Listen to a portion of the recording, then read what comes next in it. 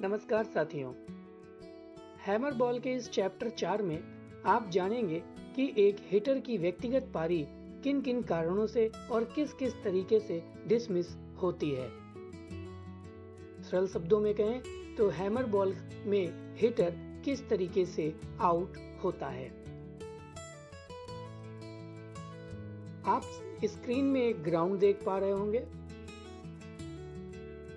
Suppose heater अपनी red hitting zone में खड़ा है और ठीक सामने उसके रेड थ्रोवर जोन में एक थ्रोवर खड़ा है।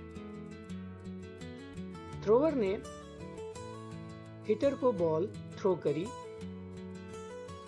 और हिटर बॉल को हिट नहीं कर पाया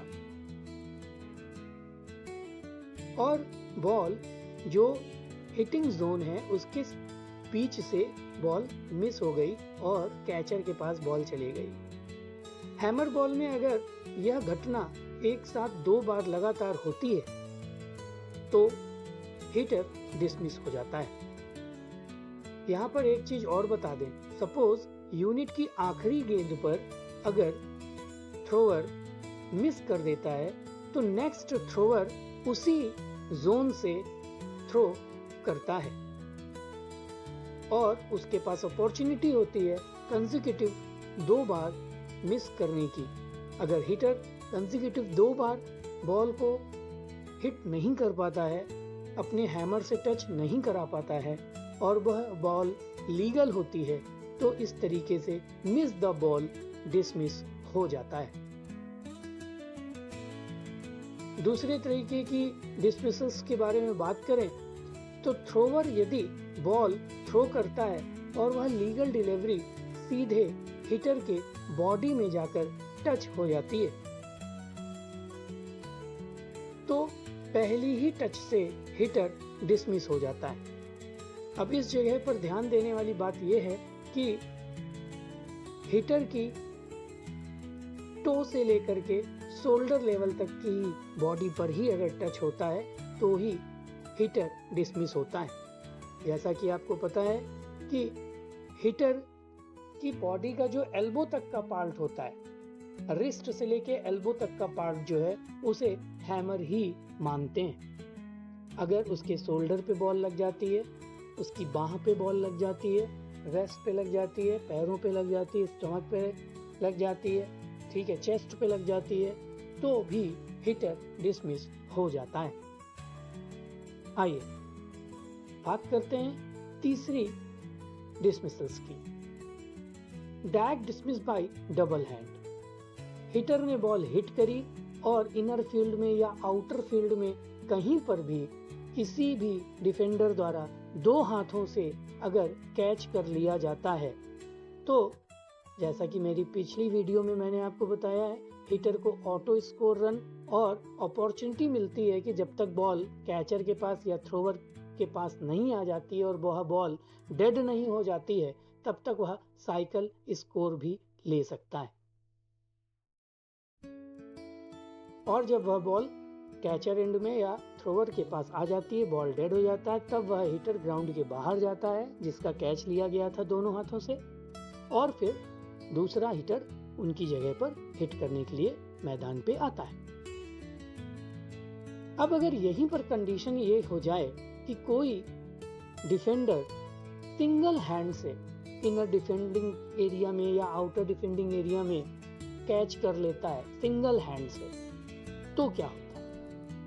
तब डिफेंडर के द्वारा एक हाथ से कैच लेने पर हिटर तुरंत ही डिसमिस हो जाता है। ना उसे ऑटो स्कोर मिलता है, ना उसे साइकिल स्कोर मिलता है, साथ ही साथ यहाँ पर उसका -10 स्कोर हो जाता है। सपोज फॉर एग्जाम्पल मानते हैं कि कोई एक खिलाड़ी हिटर है जिसने बॉल को हिट करी, वह इस वक्त 20 के स्कोर पे खेल रहा है और जो टीम का टोटल स्कोर है वो 50 है। हिटर ने बॉल हिट करी, बॉल आसमान में गई, नीचे आते ही एक डिफेंडर ने बॉल को सिंगल हैंड से कैच कर लिया। अब इमीडिएट वह हिटर डिसमिस हो जाएगा और जहां उसका स्कोर 20 था, वह स्कोर अब उसका व्यक्तिगत स्कोर, इंडिविजुअल स्कोर हो जाएगा 10, और जहां टीम का स्कोर 50 था, वह स्कोर हो जाएगा 40।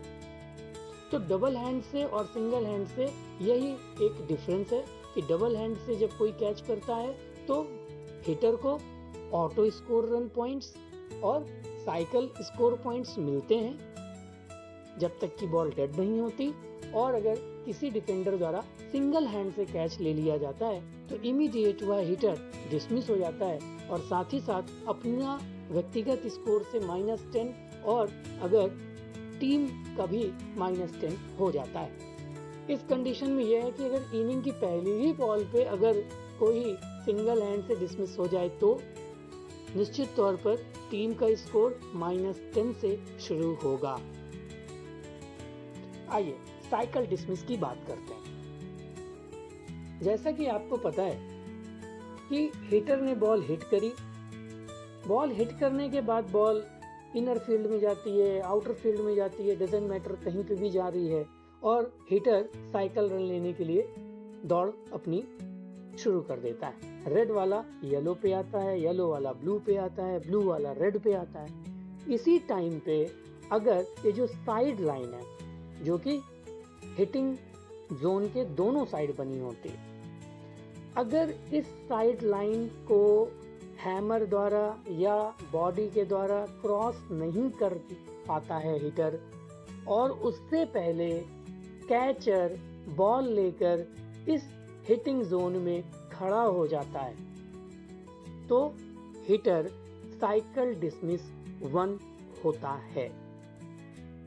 ठीक है, यानी कि जो साइड लाइन है, हिट करने के बाद उस साइड लाइन में पहुंचना जरूरी है। जब तक वह नहीं पहुंचता है तब तक वो सिक्योर नहीं है, रन आउट हो सकता है, और जैसे ही वो वहां पहुंच जाता है साइड लाइन में, हैमर को ड्रैग कर देता है, टच कर लेता है, तो वह सेफ हो जाता है, फिर वह साइकिल डिसमिस नहीं होता। इस कंडीशन में कैचर बॉल को होम जोन से भी गैदर करके पकड़कर हिटर के साइड लाइन में पहुंचने से पहले भी उस हिटिंग जोन में अगर बॉल के साथ खड़ा हो जाता है तो भी हिटर डिसमिस होता है, या कैचर पहले से उस हिटिंग जोन में खड़ा रहे और डिफेंडर थ्रो करे और कैचर कैच कर ले हिटर के साइड लाइन में पहुंचने से पहले, तो भी हिटर डिसमिस हो जाता है।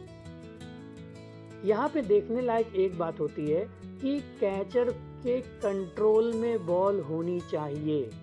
यदि कैचर ने बॉल ड्रॉप कर दी, सपोज किसी डिफेंडर ने थ्रो करी और कैचर पहले से ही हिटिंग जोन में खड़ा था, कैचर के पास बॉल आई, कैचर ने बॉल को कैच की, लेकिन कैच छूट गई, भले ही बॉल हिटिंग जोन में ही क्यों ना खड़ी हो, रह गई हो, रुक गई हो, लेकिन फिर भी हिटर डिसमिस नहीं होता है।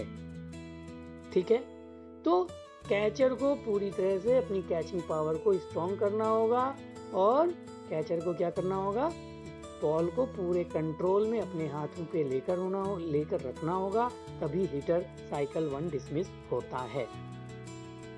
आइए साइकिल डिसमिस 2 की बात कर लेते हैं। सपोज रेड हिटिंग जोन से हिटर ने हिट करी बॉल फिर इनर फील्ड या आउटर फील्ड कहीं पे भी जाती है, ठीक है, और किसी डिफेंडर को ये लगता है कि हम जब तक बॉल कैचर तक फेंकेंगे तब तक में पहुंच जाएंगे और वह रन यानी कि साइकिल डिसमिस 1 नहीं होंगे, तो इस कंडीशन में डिफेंडर, बहुत ध्यान से सुनिएगा, डिफेंडर यदि हिटर की बॉडी पे बॉल हिट कर देता है तो भी इस कंडीशन में हिटर डिसमिस हो जाता है। यहाँ पर एक एडवांटेज होता है हिटर के पास कि यदि बॉल उसकी तरफ आ रही है, उसे साइकिल डिसमिस 2 करने के लिए उसकी बॉडी में बॉल आ रही है, टच हो जाएगा तो डिसमिस हो जाएगा हिटर, तो वह क्या करता है, अपने हैमर से उस बॉल को दोबारा हिट कर सकता है। ठीक है, लेकिन कंडीशन इसमें दो है। पहली कंडीशन ये कि सीधे बॉडी पे ही बॉल आ रही हो, ये नहीं कि इंटेंसली हिटर दौड़ करके बॉल मारने जा रहा है, नहीं। दूसरी चीज, जो ये साइड लाइन के बीच में आप देख रहे हैं ना, एक साइड लाइन से दूसरी साइड लाइन के बीच में बॉल को वो हिट नहीं कर सकता है। बहुत ध्यान देने वाली बात है। ये जो साइड लाइन है ना, दोनों ही हिटिंग जोन के दोनों साइड, उसके बीच में, इस एरिया में कहीं, इस एरिया से इस एरिया के बीच में बॉल को हिटर हिट नहीं कर सकता है, और इसी हिट को हम काड़ी हिट बोलते हैं। फिर से मैं बता देता हूं कि यदि बॉल डायरेक्ट इंटेंसली किसी हिटर की बॉडी में बॉल आ रही है, डिफेंडर उस हिटर को साइकिल डिसमिस 2 करने के लिए इंटेंसली उसकी बॉडी में बॉल हिट कर रहा है, तो ही हिटर के पास चांस होता है उस बॉल को दोबारा हिट करने पर, हिट करने की चांस होती है, ठीक है। और इस तरीके की हिट में हिटर को ऑटो रन दोबारा नहीं मिलता है, सिर्फ और सिर्फ उसे बाउंड्री मिल सकती है और साइकिल रन, स्कोर पॉइंट मिल सकता है, ठीक है। मल्टीपल डिसमिस क्या होता है? हैमर बॉल स्पोर्ट्स में एक साथ 3 हिटर भी डिसमिस हो सकते हैं। जैसे कि फॉर एग्जाम्पल, हिटर ने बॉल हिट करी, मान लो रेड जोन वाले ने बॉल को हिट करी, बॉल आसमान में गई, किसी डिफेंडर द्वारा 2 हाथों से कैच ले लिया गया, और उसी टाइम पर हिटर साइकिल रन ले रहे थे, ठीक है। जब तक बॉल डेड होगी तब तो वो हिटिंग जोन वाला, रेड हिटिंग जोन वाला डिसमिस होगा। लेकिन सपोज ब्लू जोन में आने वाला जो हिटर है वह साइकिल डिसमिस 1 और 2 हो सकता है। इस कंडीशन में एक साथ 3 लोग भी डिसमिस हो सकते हैं। एक हो गया डायरेक्ट डिसमिस बाय 2 हैंड्स, और एक हो गया साइकिल डिसमिस 1 और साइकिल डिसमिस 2। अब एक और डिसमिसल्स है जिसको हम बोलते हैं 60 सेकेंड्स ऑफ डिसमिसल्स। एक हिटर के डिसमिस होने के बाद यदि दूसरा हिटर 60 सेकेंड्स के अंदर ग्राउंड में नहीं आ पाता है, तो इस तरीके से अगर डिफेंडर टीम का कैप्टन या थ्रोअर अपील करता है फील्ड रेफरी को, तो फील्ड रेफरी को ये चीज अपने टेबल पे कंफर्म करनी होती कि क्या 60 सेकेंड हो गए हैं, उस हिटर को आने में देर हो गई है। यदि वह देर होती हुई ऑफिशियली पाया जाता है तो ही वह 60 सेकेंड ऑफ डिसमिसल्स का डिसमिस होता है, ठीक है। इस तरीके से आपने देख लिया कि हैमर बॉल में किस तरीके से डिसमिसल्स होते हैं। आइए अब बात करते हैं, यदि दोनों टीम द्वारा बनाया गया मास्टर स्कोर यूनिट और टारगेट स्कोर यूनिट के बाद स्कोर लेवल हो जाता है तो क्या होता है? If the total score of the first team and the total score after the total units played by the second team are equal, then the super unit and the golden hit will decide the match. The rule for which are as follow. Question में जो team पहले, मतलब कि जिस team ने score equal किया है, उसी टीम की कोई भी 3 हिटर, जरूरी नहीं कि जो 3 लोगों ने स्कोर को इक्वल किया है वही 3, कोई भी 3 हिटर पहले खेलेंगे।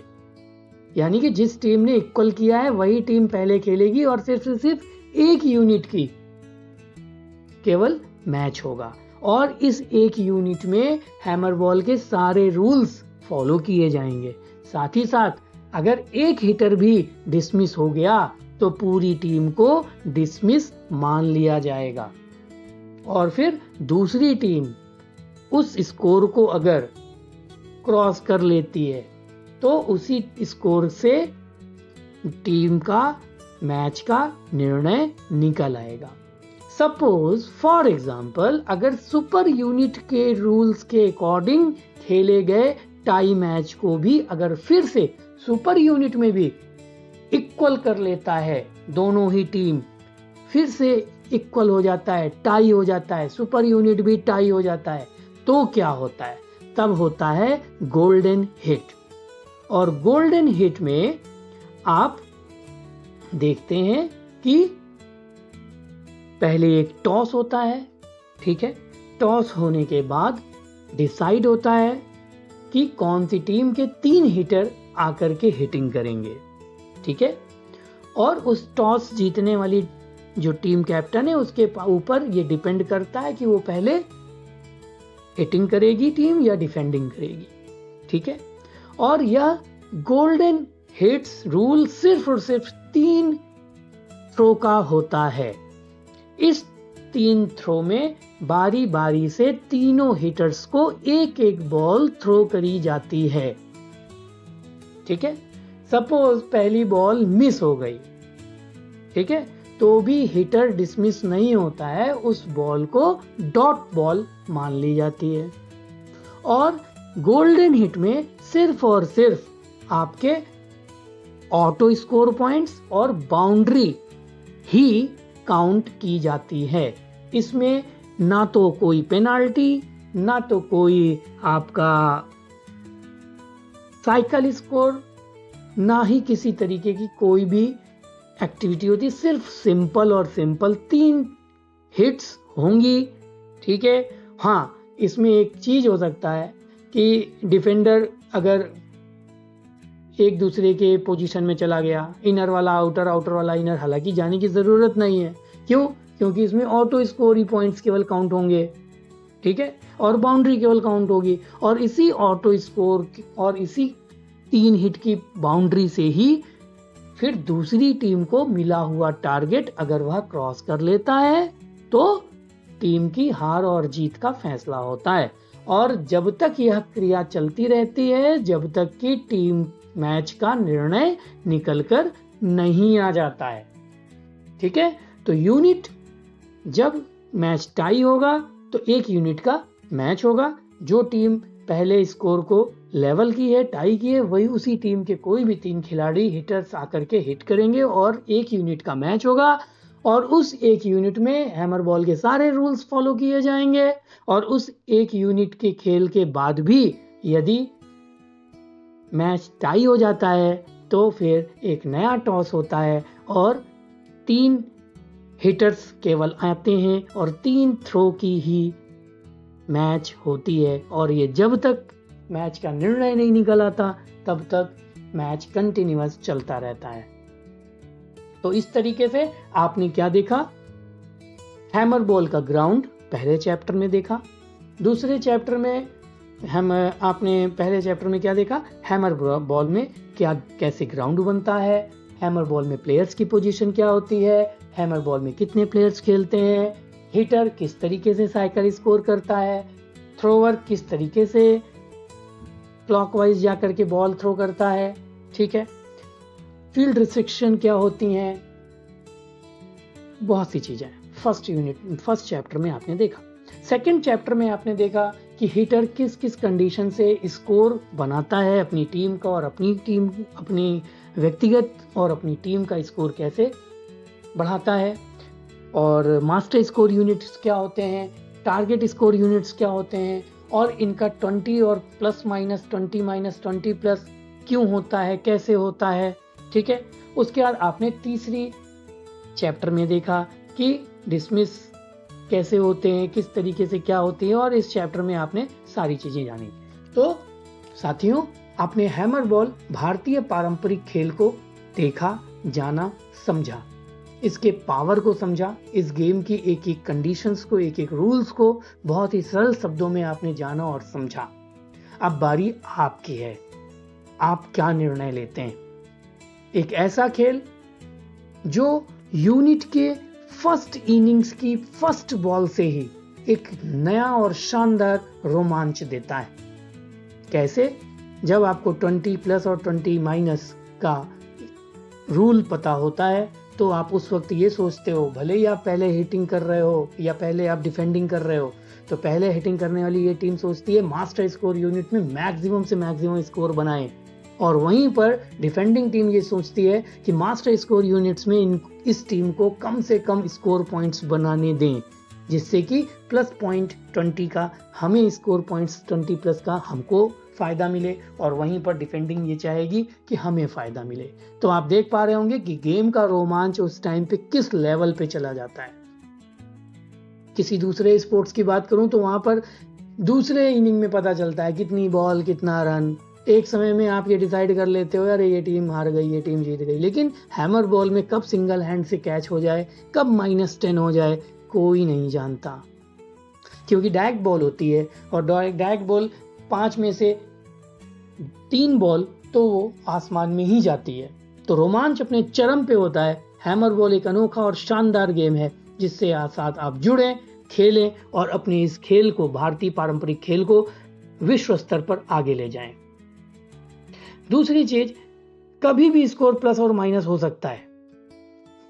-10 यानी कि सिंगल हैंड से डायरेक्ट डिसमिस हुआ तो -10 हो गया। जहां जो टीम जीत रही थी वो टीम फिर से हारने के लिए खड़ी हो गई। तो रोमांच अप एंड डाउन होता रहता है। ठीक है, इस गेम को मैं आपको बताऊं कि तो इसमें स्पीड भी है, एक्यूरेसी भी है, टीम वर्क भी है और बायोमैकेनिक्स भी है।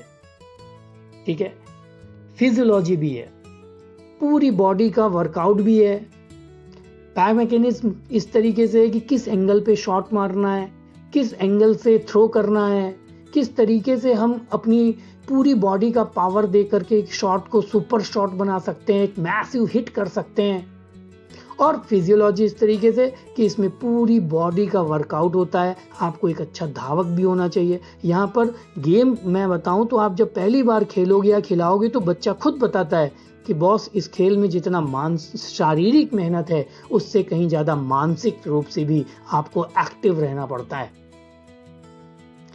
तो एक ऐसा गेम जहां पर 2-2 टारगेट मिलते हैं एक ही मैच में। सपोज यानी कि आपने मास्टर स्कोर यूनिट में स्कोर प्लस नहीं कर पाए, -20 हो गई, तो भैया टारगेट स्कोर यूनिट का पहला यूनिट ही आपको डबल स्कोर यूनिट देता है, जिसपे आप 5 अट्ठे मार देते हो ना तो 80 स्कोर पॉइंट्स कवर कर सकते हो। तो दोनों ही टीम को बैलेंस बनाया गया है, चाहे वह डिफेंडर हो चाहे वह हिटर हो। ठीक है, दोनों ही पारियों के लिए बैलेंसिंग की गई है ताकि गेम का रोमांच लास्ट बॉल तक बना रहे। तो बने रहिए हैमर बॉल के साथ और खेलते रहिए अपना भारतीय पारंपरिक खेल। हमसे जुड़िए, हैमर बॉल से जुड़िए, जो कि एक भविष्य का खेल है, भारतीय पारंपरिक खेल है। इसीलिए इस खेल को नई पीढ़ी का खेल कहा जाता है और इसीलिए कुछ बच्चे इस खेल को प्रो क्रिकेट बोलते हैं। Thank you so much hammer ball को जानने के लिए, समझने के लिए और इससे जुड़ने के लिए। जय हिंद, जय भारत।